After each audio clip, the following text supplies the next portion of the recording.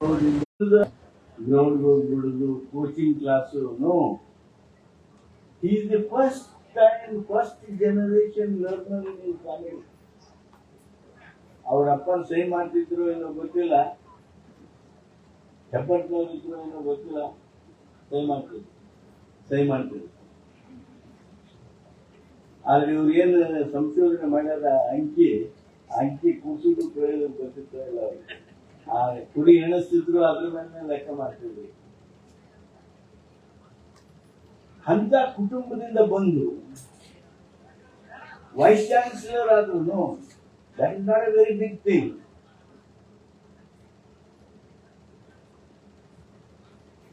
ಗಣಿತದಲ್ಲಿ ನಂಬರ್ 6 ಆದ್ರು. ಗಣಿತದ ಮೂಲಕ ಶೈಕ್ಷಣಿಕ ಲೋಕಕ್ಕೆ ಪರಿಚಯಿಸಿಕೊಂಡ್ರು, ಜಗತ್ತಿಗೆ ಪರಿಚಯಿಸಿಕೊಂಡ್ರು. ವಾಲಿಕಾರ್ ಅವರು ಬಿಟ್ಟು ಬೇರೆದವ್ರು ವೈಸ್ ಚಾನ್ಸಲರ್ ಮಾಡೋದಕ್ಕೆ ಸಾಧ್ಯ ಇಲ್ಲದಂತ ಪರಿಸ್ಥಿತಿಗೆ ತಮ್ಮ ಅಕಾಡೆಮಿಕ್ ಎಕ್ಸಲೆನ್ಸ್ ಅನ್ನು, ಅಕಾಡೆಮಿಕ್ ಅಚೀವ್ಮೆಂಟ್ ಅನ್ನ ಮಾಡಿ ತೋರಿಸಿರ್ತಕ್ಕಂಥವ್ರು ವಾಲಿಕಾರ್. ತಮ್ಮ ಅರ್ಹತೆ ಮೂಲಕ ಆ ಒಂದು ಸ್ಥಾನವನ್ನ ಅಲಂಕರಿಸಿ ಮತ್ತೆ ಆ ಸ್ಥಾನಕ್ಕೆ ಗೌರವವನ್ನು ತಂದುಕೊಟ್ಟವರು. ಅಂತ ಒಂದು ವ್ಯಕ್ತಿತ್ವ ವಾಲಿಕಾರ್ ಅವರದು. ನೀವು ಮುದ್ದೆದಾರಾಗಿದ್ದ ಅದ್ಯಾಕಾಗಿ ಹೋಗಿದ್ರೆ ಗೊತ್ತಿಲ್ಲ, ಇರಬೇಕು. ನಾನು I am proud of you because you have got your native. ನಾವು ನಮ್ಮ ಊರಿಗೆ ಹೋಗ್ಬೇಕು, ನಮ್ಮ ಹಳ್ಳಿಗೆ ಹೋಗ್ಬೇಕು. ಅಧಿಕಾರದಾಗಿದ್ದಾಗ ಹೋಗ್ಬೇಕು, ಅಧಿಕಾರ ಹೋದ್ಮೇಲೆ ಹೋಗ್ಬೇಕು. ನಿಮ್ಮ ಜೀವನದ ಅತ್ಯಂತ ಕೊನೆ ಗಳಿಗೆಯೊಳಗೆ ನಾವು ನಮ್ಮ ಊರಾಗಿನ ಇರ್ಬೇಕು. ಆದ್ರೆ ಇನ್ನೂ ಮಾಡೋ ಕೆಲಸ ಇದ್ದಾಗ, ಇನ್ನೂ ಇವು ಸಾಧನೆಯನ್ನ ಮಾಡುವಂತದ್ದು ಸಾಧ್ಯ ಇದೆ. ಪಕ್ವತೆ ಇದೆ. ಹಿಂಗೆಲ್ಲ ಇದ್ದು ಪಠಣ permanent professors, lifetime professors. If we are not able to give lifetime professorship to a person who is number 6 in mathematics in the world, to whom are we giving? May I request you, say Jagdish is also here on the dais today. In view of his academic interest and also his achievements, please recommend to the government to make him lifetime professor, so that will be a credit to the university and also the country. ಸ್ನೇಹಿತರೆ, ಈ ಕಾರ್ಯಕ್ರಮ ವಾಲಿಕಾರ್ ಅವರ ಬದುಕು, ಅವರ ಶೈಕ್ಷಣಿಕ ಮುನ್ನಡೆ, ಇವೆಲ್ಲವುಗಳ ಕಾರಣ ಹೊಸ ಪೀಳಿಗೆಗೆ ಪ್ರೇರಣೆಯ ಸ್ಫೂರ್ತಿಯನ್ನು ನೀಡಿದೆ ಅಂತೇಳಿ ನಾನು ಹಾರೈಸ್ತೇನೆ. ವೇದಿಕೆ ಮೇಲೆ ಶೈಕ್ಷಣಿಕ ಕ್ಷೇತ್ರದ ದಿಗ್ಗಜರ ಕೂತಾರೆ. ಮಾನ್ಯ ಕುಲಪತಿಗಳಾದ ಪಠಾಣ್ ಅವರಿದ್ದಾರೆ, ಜಗದೀಶ್ ಶೆಟ್ಟರ್ ಇದ್ದಾರೆ, ವಿಜಯ ಸಂಕೇಶ್ವರ್ ಇದ್ದಾರೆ,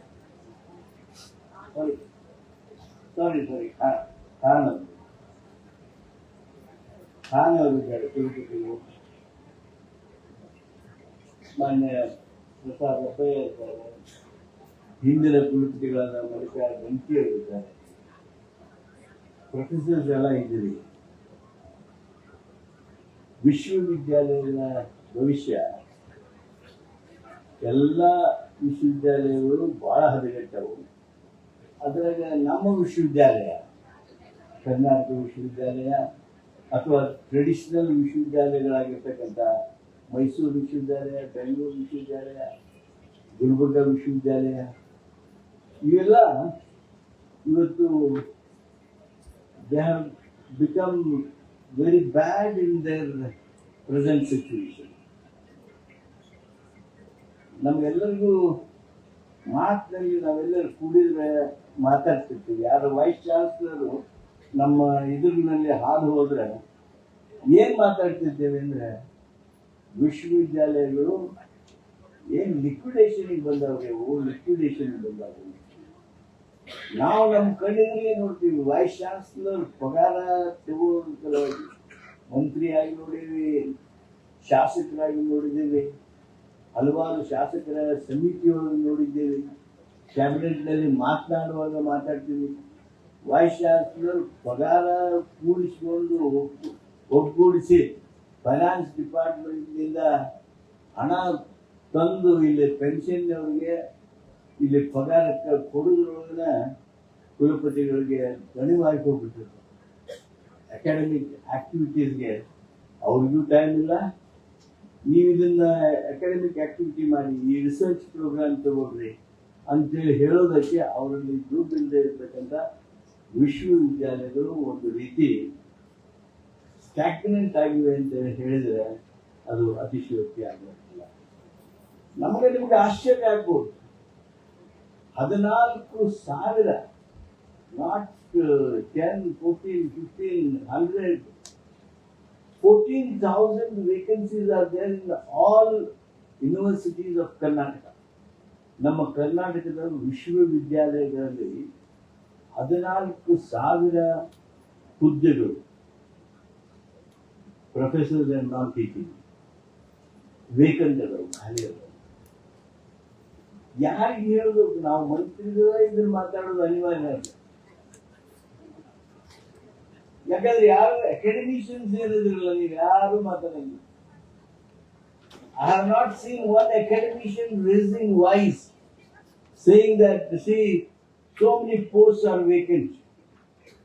I have the experience of having served as member of the Senate and Syndicate of Karnataka University. That was the day when Nanjindappa was presiding.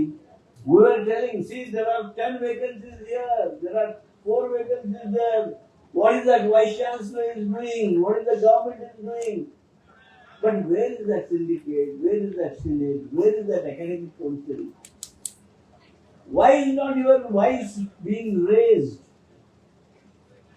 ನಾನು ಈ ಸಂದರ್ಭದೊಳಗೆ ವಾಲಿಕಾರ್ ಅವ್ರಿಗೆ ವಿನಂತಿ ಮಾಡ್ತೀನಿ.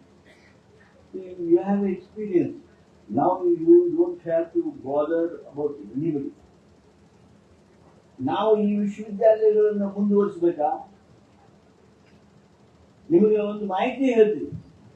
2022-23 ನಮ್ಮೆಲ್ಲ ವಿಶ್ವವಿದ್ಯಾಲಯಗಳಲ್ಲಿ ಒಟ್ಟು ಮಕ್ಕಳ ಸಂಖ್ಯೆ, ವಿದ್ಯಾರ್ಥಿಗಳ ಸಂಖ್ಯೆ 4,50,000 ಇತ್ತು. 4,50,000. ಇವತ್ತು ಸ್ನೇಹಿತರೆ, ನಮ್ಮ ವಿಶ್ವವಿದ್ಯಾಲಯಗಳಲ್ಲಿ ಆ ಮಕ್ಕಳ ವಿದ್ಯಾರ್ಥಿಗಳ ಸಂಖ್ಯೆ 2,50,000ಕ್ಕೆ ಇಳಿದಿದೆ. Almost 45% dip. ಇದರ ಅರ್ಥ ಏನು? ಬರೇ 3 ವರ್ಷದಾಗ ನಮ್ದು 45% ವಿದ್ಯಾರ್ಥಿಗಳ ಸಂಖ್ಯೆ ಕಡಿಮೆ ಆಗ್ತದೆ. ಹೈಯರ್ ಎಜುಕೇಶನ್ ಸಂಖ್ಯೆ ಕಡಿಮೆ ಆಗ್ತದೆ. ಅಂದ್ರೆ ಎಲ್ಲೋ ನಮ್ಮ ಯೂನಿವರ್ಸಿಟಿ ಎಜುಕೇಶನ್ ಆಬ್ಸ್ಲೀಟ್ ಆಗ್ತದೆ.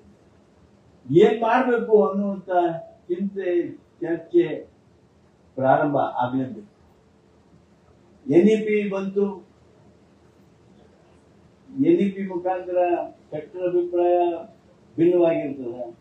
ಆದ್ರೆ ನಾನು ಇಷ್ಟೇ ಹೇಳ್ತೀನಿ, NEP ಮುಖಾಂತರ ಈ ಖಾಸಗಿಯವರಿಗೆ KG to PG ಮಾಡೋದಕ್ಕೆ, ವಿಶ್ವವಿದ್ಯಾಲಯಗಳನ್ನು ಮಾಡೋದಕ್ಕೆ ಹೆಚ್ಚಿನ ಅವಕಾಶಗಳನ್ನ ಕೊಡುವಂತ ನೀತಿ ಬಂತೆ ಹೊರತು ಒಟ್ಟು ಹೈಯರ್ ಎಜುಕೇಶನ್ ಬದಲಾವಣೆ, ಅದರ ಏಳಿಗೆಗೆ ಯೋಜನೆಗಳು ಬರಲಿಲ್ಲ.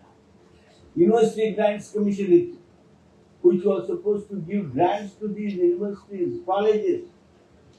There was an act under 12B12, they were to give grants.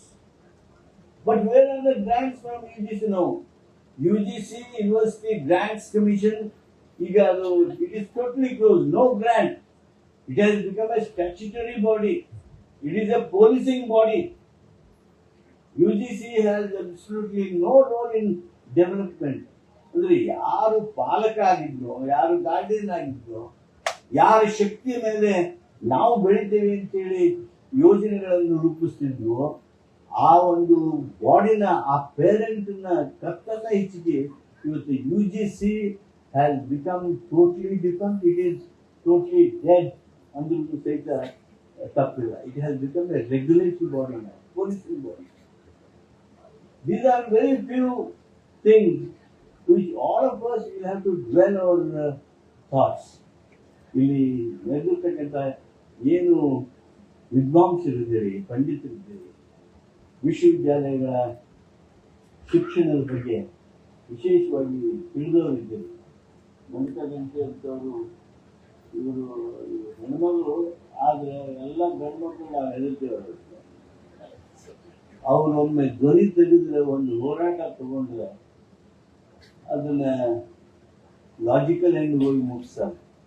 ಆದ್ರೆ ನಮ್ದೇನು ಕಂಪ್ಲೇಂಟ್ ಅಂದ್ರೆ ಹೆಣ್ಮಕ್ಳು ಯಾವ ವಿಷಯ ಇದ್ರೆ ಹಂಗೆ ಲಾಜಿಕಲ್ ಎಂಡಿಗೆ ತಗೊಂಡು ಹೋಗಿ ಮುಟ್ಟಿಸ್ತೀರಿ.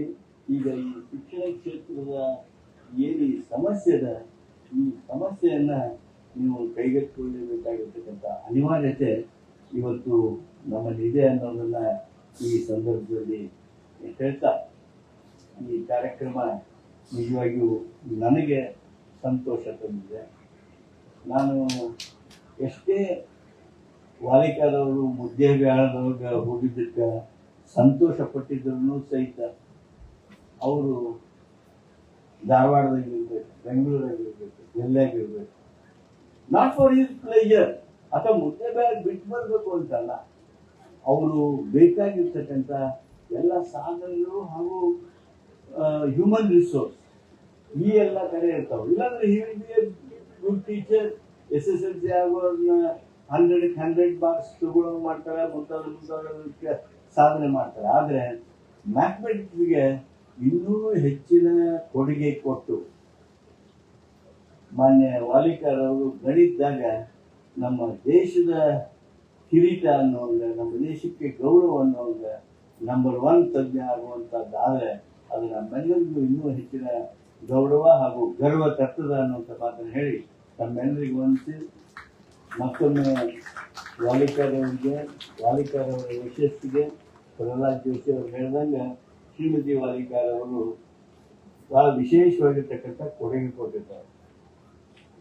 ಓದುವವರಿಗೆ ಬರೆಯುವವರಿಗೆ ಅಡಿಗೆ ಮನೆಯವರು ಡಿಸ್ಟ್ರಿಬ್ಯೂಟ್ ಮಾಡಕತ್ತಿದ್ರು ಅಂದ್ರೆ ಇವ್ರು ಓದಾಕೋ ಅಂದ್ರೆ ಬರೆಯಕೋ ಅಂದ್ರೆ, ಈ ಓದೋರು ಬರೆಯೋರು ಇವ್ರು ಎಷ್ಟೇ ಅಡಿಗೆ ಮನೆಯವ್ರಿಗೆ ಡಿಸ್ಟ್ರಿಬ್ಯೂಟ್ ಮಾಡ್ಬೇಕಂದ್ರೆ ಇವ್ರು ಡಿಸ್ಟ್ರಿಬೇ ಮಾಡೋಕ್ಕಾಗಂಗಿಲ್ಲ.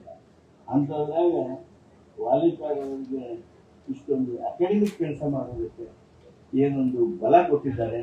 ಅದಕ್ಕೆ ಶ್ರೀಮತಿ ವಾಲಿಕಾರ್ ಅವರಿಗೆ ಸಹಿತ ನಾನು ವಿಶೇಷ ಅಭಿನಂದನೆಯನ್ನು ಸಲ್ಲಿಸಿ ತಮ್ಮೆಲ್ಲರಿಗೂ ವಂದಿಸಿ. Thank you, sir, for